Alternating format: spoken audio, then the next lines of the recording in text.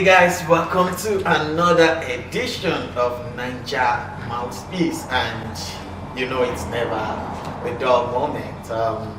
Right about now, ladies and gentlemen, shut up words. I really don't know what to say about the big fish we have with us in the house here. I'm not worthy to introduce him after. So I'll let Mega do that. Thank you, MC Morris, the Billy Power one of Canada, the entertainment guru himself. Just like he said, our viewers at home, we have a big fish indeed. Someone who is big. When I say big, I mean somebody who is actually big. He's been in Canada for more than 2 decades. He is the MD CEO at God Incorporated. He is a certified mechanical engineer. He is an auto dealer. He is a humanitarian. To be honest with you, he has been a source of inspiration for many Nigerians that immigrated into Canada. Without much ado, let us welcome to this special episode a great man, the CEO at God Incorporated, Mr. Kayode Ogudijo. Thank you very much. Point of correction, Mr. Kunle Ogudijo. Mr. Kunle Ogudijo. Thank you so much. So, sir, may we meet you officially, because there is no way I would be able to introduce you more than yourself. Thank you very much, Mega. MC Morris, it's nice having you around again. Yeah, me too. It's always a pleasure every time you are here. Like I've been rightly introduced, my name is Kunle Ogudijo, and rest of the MD CEO at God Incorporated. It's a conglomerate since 2004 as a company. And God has been faithful. I cannot take that away from God. We've been able to expand in every areas. And I was born about over 50 years ago in a town called Abeokuta. And I went to school in Ibadan. And I had my first HND from the Polytechnic Ibadan, and also I went to the Perap University of Technology, Owerri, where I had my BSc in computer engineering, and I have my master's in computer engineering before migrating to Canada. I worked with United Physical Company in Maiduguri before moving to Canada, and we got to Canada, and one of the things that drive us when we go to Canada is what can we do in Canada that if we wake up tomorrow that we are going back to Nigeria, that we can pack it and we take it there. So that's what led us to the automobile industry, and we put in all our best. We went to Centennial College. We did the automobile service technician training for about 4 years. And after that, we sat for the certification exam, and we were able to pass. And then we got a red seal as a mechanic in Canada, which enabled us to be able to work here in Canada and in the United States, and also in Europe. And since then, we've been moving forward. We diversified into so many other areas: car sales, shipping, all over the world. And here we are today. We've trained so many Nigerians, non-Nigerians, and then I can say we are doing very well. When I said big fish, I think every one of us must be convinced that we're actually with a big gun today. Yes, sir. Having said the little you said about yourself, because I know you're still loaded, I never knew you have this kind of resume, very massive resume. Anyway, sir, you were well established back in Nigeria before you migrated to Canada. What else are you looking for? What made you to jackpot?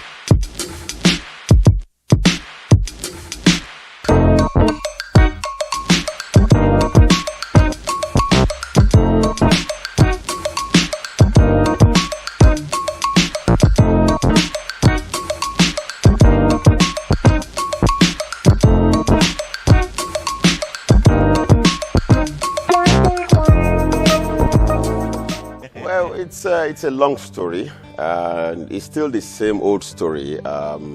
Number one is insecurity, because in those days we are in worry, and then we all knew what started in worry in those days. So probably that's number one thing that made people like us leave the country then. And also capital and human development is another major reason why we have to leave, because when you look at your potentials and then you see that you are undermining it, or the country is undermining it. So, and then you look at it that if you can leave, you can go out there, maximize your potentials, and then come back and impact the people of Nigeria. So basically that is my major reason, that's my motive, that's my driving force, to go out there, grab what I can grab in terms of capital development and human development, and get back to Nigeria to give back to the community, which we are doing massively now in Nigeria. I have two questions, but in one. So the first question is going to be that what were the greatest challenges for you when you got here at first? And then the second question is how do you manage, because when you said it's a philanthropist, I can testify to that, because I remember when I had issues with my car and I took it somewhere, and the high bill that they gave me almost gave me high blood pressure. And when I called, I could remember I was talking to Mega, and Mega said, do you know Sake? I'm like, no, I don't know Sake. He said, Sake, you know Sake, but you don't know that it's him that he gets to come to Mega, that call Sake and go to Sake. And I called him, and he was like, oh, bring your car. So I'm like, oh, just like that. And then I brought it. He was fixing the car, and I was scared because he didn't ask for money. So I'm like, the people you should fear most, especially mechanics, are the one that do not ask for money from the beginning. So, and then while he was fixing the car with the tools he was using, I could remember I asked a question, which happens to be my second question. That so how long did it take you to learn how to use these tools? Because from back home, we know you put this thing there and you're mashing it. Like you want to lose tire, you want to lose this, and we know you have to put in a lot of energy. So, but cutting the long story short with my car issue, he finished it, and it was like, at the time he said, go and buy this, go and buy this. I went to buy them myself, and at the end of it, I was expecting him to give me a bill, and there was no bill, to be sincere. And I'm like, oh, wow. And let me use this opportunity to say thank you, sir, one more time. So now, which leads me to the second question. Was it difficult for you learning to use all these tools? Because it's different from what we have back home. I remember my mechanic back home, sometimes they will need to hold the, I think it's the tool they use in losing tire, where you have to put it, and then sometimes I will even hold him to be jumping on it just to lose the tire, or you just put some stuff and it's done, and lifting car and all that. Was it difficult for you? Not really difficult. It took me just 1 year to learn it. There are some driving forces. Number one, dedication, and then number two, education. Those two package me for the task that I found myself in. Number one, I was so dedicated that I had this Nigeria. Nigeria, God made us in such a way that whatever we want to do, we can do very well once we put our heart to do it. And I could remember I was trained by a Chinese man, and I'm the only black man in the midst of the Chinese people. So initially they were so hostile to me, looking at you, that where is this black man coming from? But when they saw my dedication, when they saw my humility, when they saw that this man is ready to work, they opened up to me. And that paved way for me in terms of learning very fast. So I learned very, very fast within the Chinese people. They are very smart. And within 1 year, I was made the head of the shop because of my education. So I can boldly tell you that it took me just 1 year to learn most of these tools.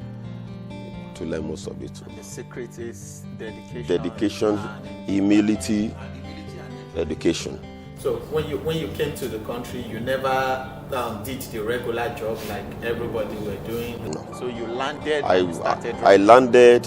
I did a little bit of IT when I got here. In those days, we do Cisco, CCM, like C, and I've forgotten those things, the A+ and MSc or MCSc or something like. So I did that, and I worked for like 6 months.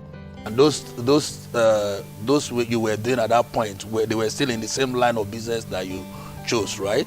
Because I came in as a computer programmer on my PR.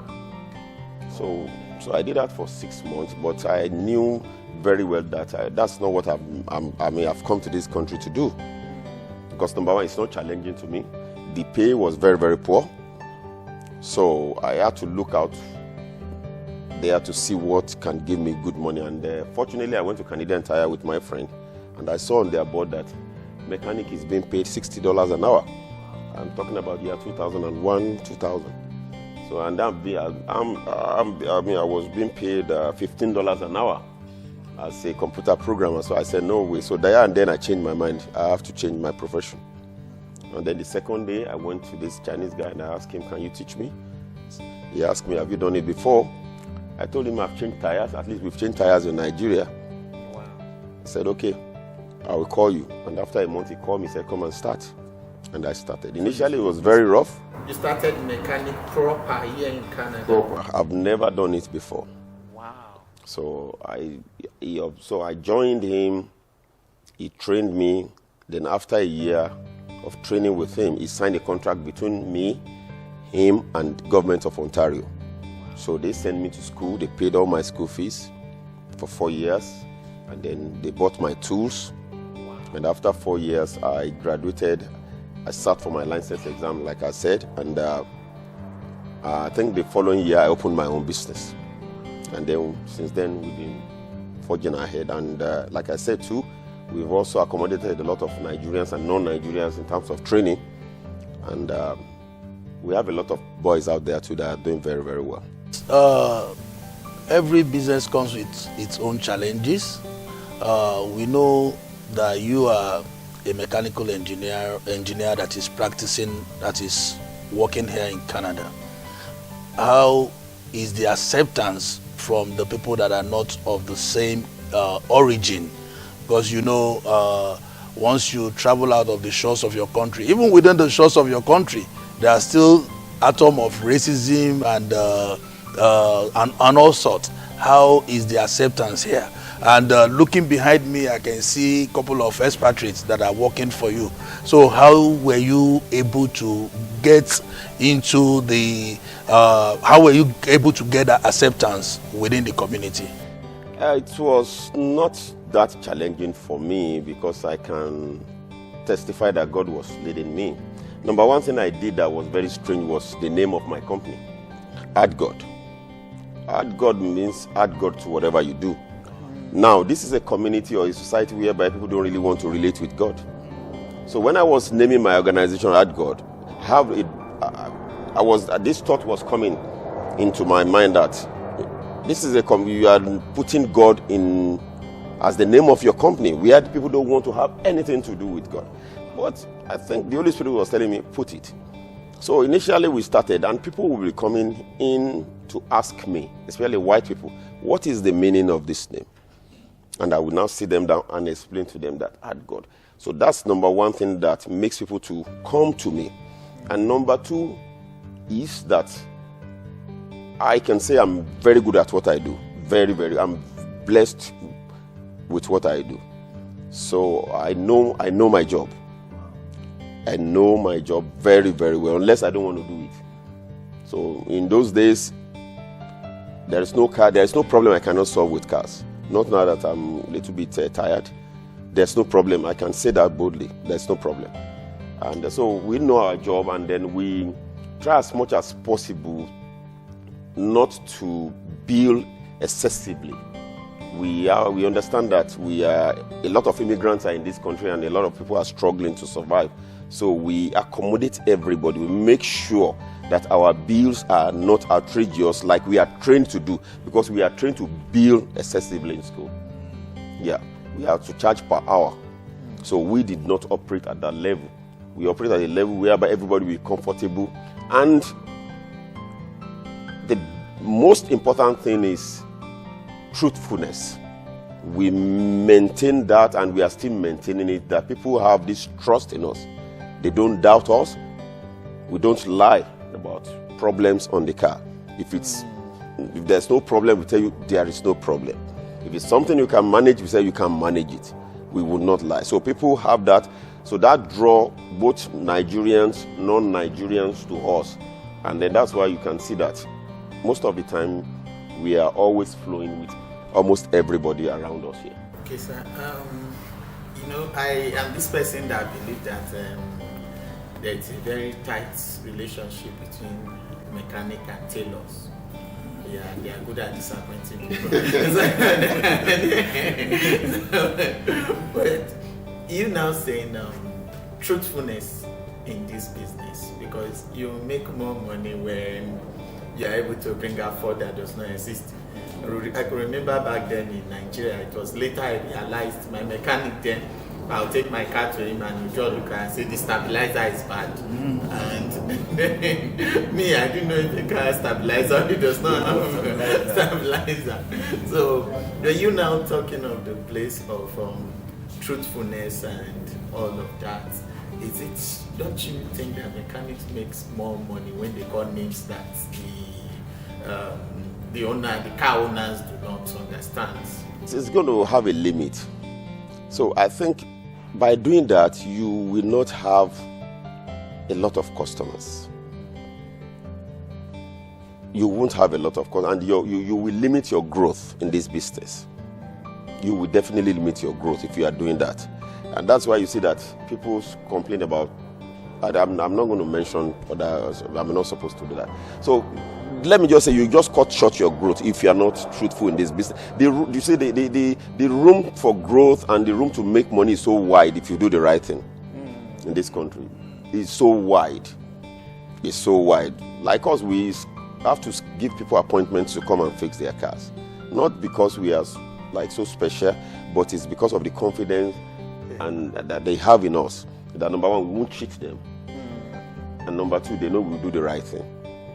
So that confidence alone is more than enough for us to grow. And like I said, once you are truthful in a particular area, that one will open another door for you. Because like the mechanic business opened the door of shipping to us. The mechanic business opened the doors of dealership to us. So many other things. You're massive, like I started earlier on. You have a business running perfectly in Canada. Not even one business, you have a couple of businesses running perfectly in Canada. And you have businesses in Nigeria as well, aside the fact that you operate a non-governmental organization, which is a foundation. How would you compare running business back in Nigeria and running business in Canada? Long bridge. It's like it's like you are touching something we are not supposed to touch. Like we all know, running a business in Nigeria is so challenging. If you don't really have love for the country of Nigeria, it's difficult for you to run a business there, because the challenges are enormous. Are you going to talk about the power sector? Are you going to talk about security? Are you going to talk about professionalism of your worker? So it's a lot of things. So for you to run a business in Canada, once you put your things in place, you don't even need to stay around. The business takes care of himself. Yeah, the people there, they know what to do. Everybody has his own duty. You don't need to run after people to work. But in Nigeria, you know how it is.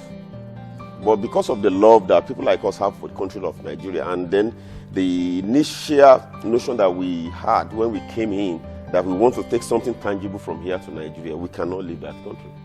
So that's one of the things that make us to have a big establishment in Nigeria too, while we hope of training people so that at least we make them, work better. We increase the work ethics, and we impact a lot of things into them.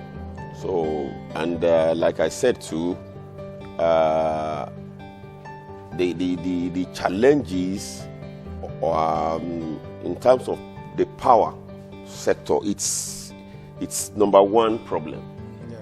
Because basically most of our machines runs on power. Now, cost of diesel in Nigeria as at today is about 750 naira per liter. Wow. So how do we balance that? How do we balance that? So it's a lot of challenges, but we can't give up on Nigeria. You said that when you came in, you started with what you want to do initially, and along the line you then diverted into being a mechanic. So are you saying for the new people that are coming out there, for the new immigrants that want to come in, that they can come in with an idea of what they want to do and run in that direction on arrival? What I will advise newcomers is that they should have an open mind when coming to Canada. Don't limit yourself. Because Canada, you see, like Ontario, our slogan on our plate number is yours to discover. The opportunities in this country is enormous, but you have to discover it by yourself. So I always tell people, keep an open mind. Don't limit yourself. Don't be narrow-minded when you are coming into this kind of environment. Because what makes money in this place is not what makes money from where we are coming from. I can authoritatively say that skilled people make more money in this environment. So that's why I said people should be open-minded.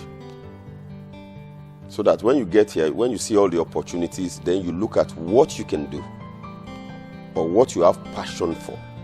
And there are so many programs out there. Governments in this place, they encourage people to go into this kind of programs. Like I said earlier, they paid my school fees. I think I was paying $400 a year out of all the school fees.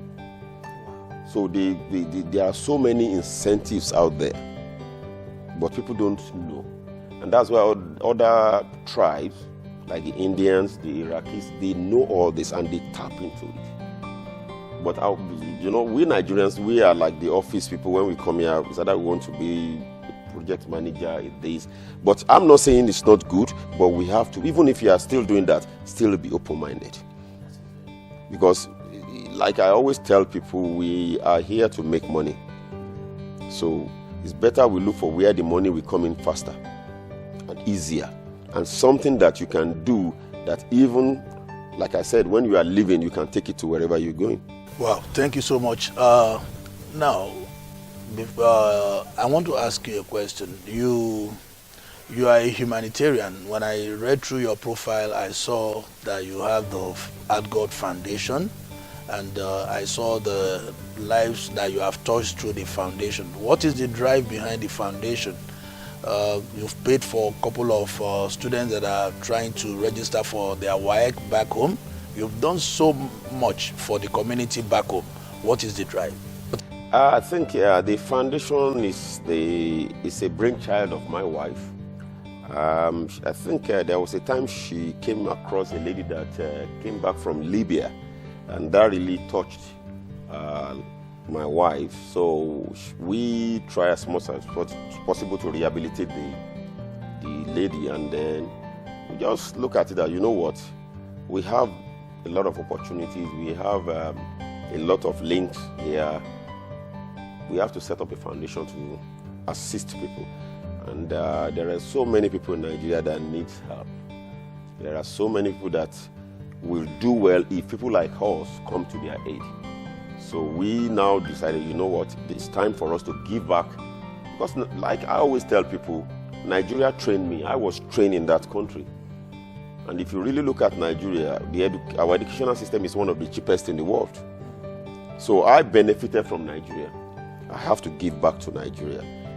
So we, in At God Foundation, we have taken it upon ourselves every year to train people through polytechnic, colleges of education, universities, and also to rehabilitate Libya returnees. And God has been helping us. We are really doing well in that area, which is a source of joy to us. We having said the sweet part of the whole thing, I want to ask you about the challenges that has come with this structure, because to put up a structure as big as this, there will be few challenges here and there. No, there is no way everything will just be a roller coaster. What are the challenges that came with the setting up of this massive business, sir? That's a very tough one. That's like taking me back memory lane. I always say thank God for Canada. It's not the country gave us a lot of opportunity, and we were able to tap into it. But also to maintain and to have this kind of structure in place takes a lot of hard work.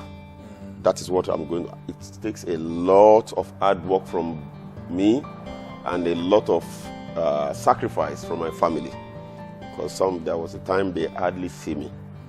So it's a lot of hard work we have to put into this structure to make it what it is today. And thanks to God, God has been on our side. We also have challenges of workers initially. I would say this we are on live TV. Mostly when we employ Nigerians, it's a very big problem. You have to be on your toes, which is not something I'm proud of. It's not something I'm proud of, but I have to say it. Initially, all of my workers used to be Nigerians, but it is what it is. We all know. So that's one major challenge that we also have to pass through. But we thank God we are still in the business. We are still employing Nigerians one way or the other, or helping them to get employment elsewhere. But we are doing well. But basically, like I said, the real challenge that we encounter is hard work. Real hard work. But was there any time you felt like quitting, like I'm not doing it again? No, because I discovered that the more hard work, the more energy I put into it, the more money I make. So when you are making money, you don't get tired. It's only when you are putting in a lot of hard work and money is not coming, then you think of quitting.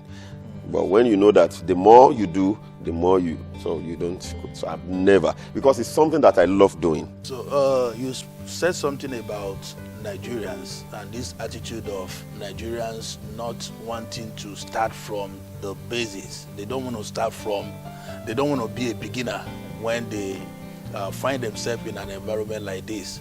And I look, with my time here in this environment, I look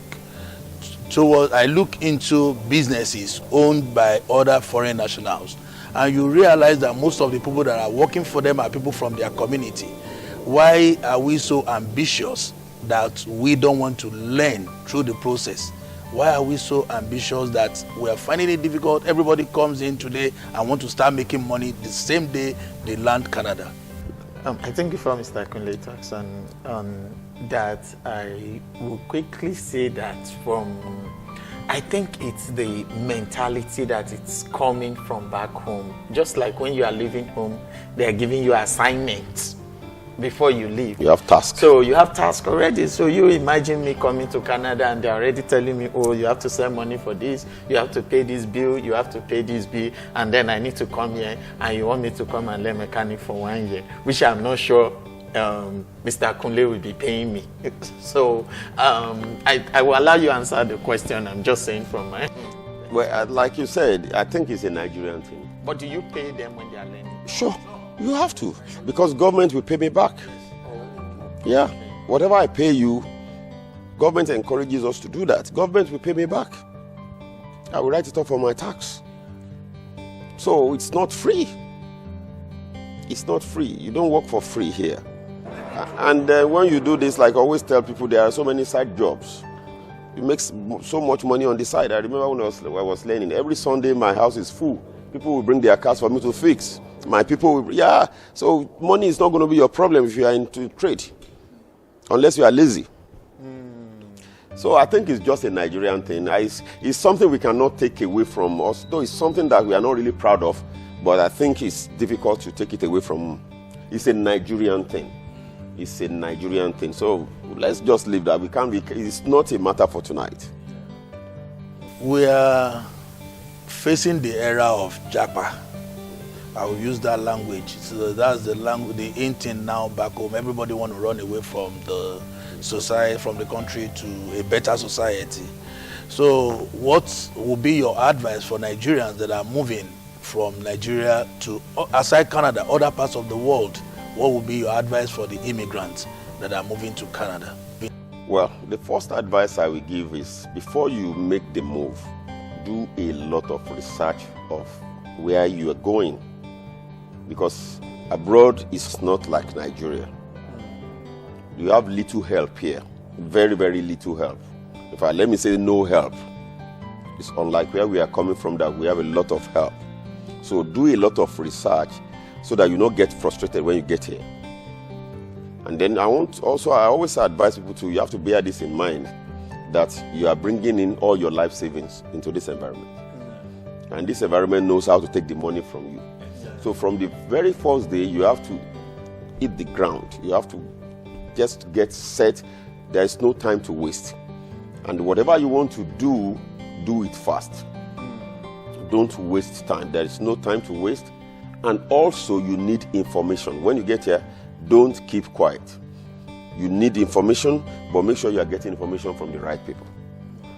Thank you. Do your research, get information from the right people. There are a lot of opportunities abroad, but get the right information. Wow, right information. That is what he just said. And having said that, we are going to take a short break. And when we're back from the short break, we're going to go into the other section of the episode.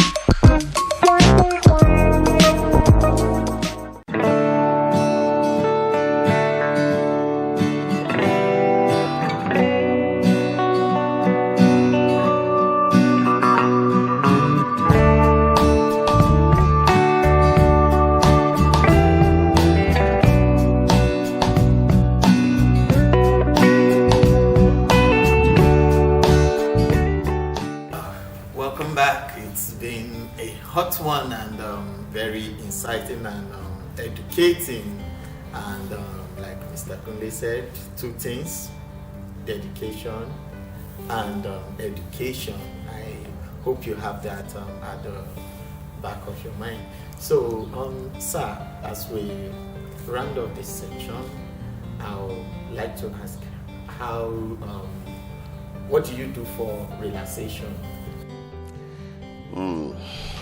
That's a tough one.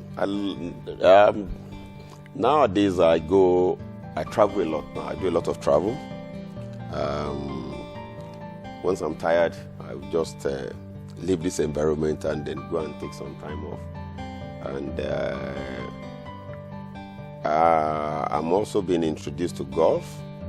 So those are the things, and Yeah, that's what you reach. let's say old people's game.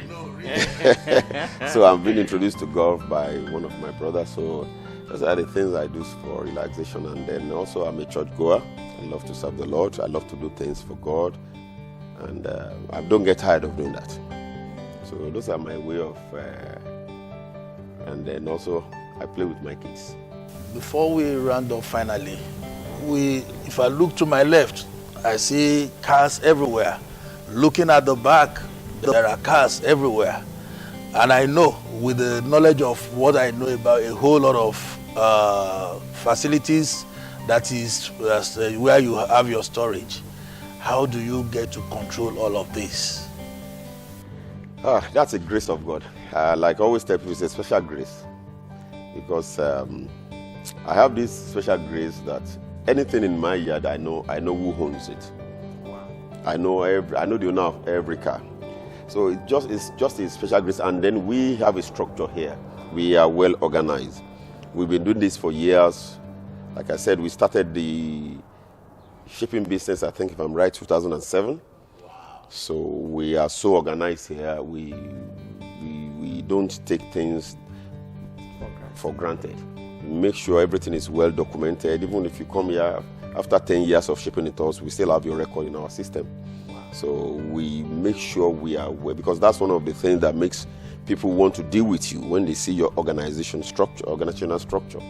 So we are well organized here. We make sure we take good record of all that we are doing, because this is a country that you cannot take things for granted. So like I think the structure we have here is helping us to maintain all these cars. So that's why you see we hardly had problems with people's things with it. Yeah. So that takes me to this question: the structure and the government, because I know that in all businesses in Canada, in whatever profession that you practice in Canada, ethics is not something they take for granted. How do you comply with the ethics of the system in line with your business? Well, you see, there is no action in Canada without a consequences or without its own repercussion. So, bearing that in mind, you have to follow the ethics of your profession. We don't violate any rules. We make sure we adhere strictly to all the ethics of our profession. All this, we have all certification to do this job. We have the air conditioning certificate, because if you don't have a certificate for air conditioning, you are not supposed to touch it. Yes, so we have that. We make sure we have all the certificates we need to run this business, so that we don't have problem with government. And some of those things are what led us to various awards that we've been able to get within the community. We have the Toronto Police Service Award. We have the Prime Minister Award. We have the Mayor Award. So various awards, because of you see, we are people that you can walk into, and then you see structure, and then you see compliance. Our taxes are well paid. We don't play with anything that has to do with government. We are there to do it, and we are there to support too. Personally, if I've not learned anything today, I've learned that your structure has to be very sound for you to sail and have a very free path in this part of the world. You have to put a very strong structure, and your administration has to be very sound. So our people out there, we've heard from horse's mouth. It is one thing to think about leaving the country, the shores of the country, Nigeria. But we all understand the fact that when you're going to another part of the world, we tend to want to obey whatever they say there. Let us not repatriate only money and wealth. Let's repatriate what we learn, discipline. Wow, it's been a wonderful time with the CEO of AdGod, and I want to believe that you really had a good time and you've learned something wonderful this evening from Naija Mouthpiece. Until we come your way next time, get set and keep watching Naija mouthpiece.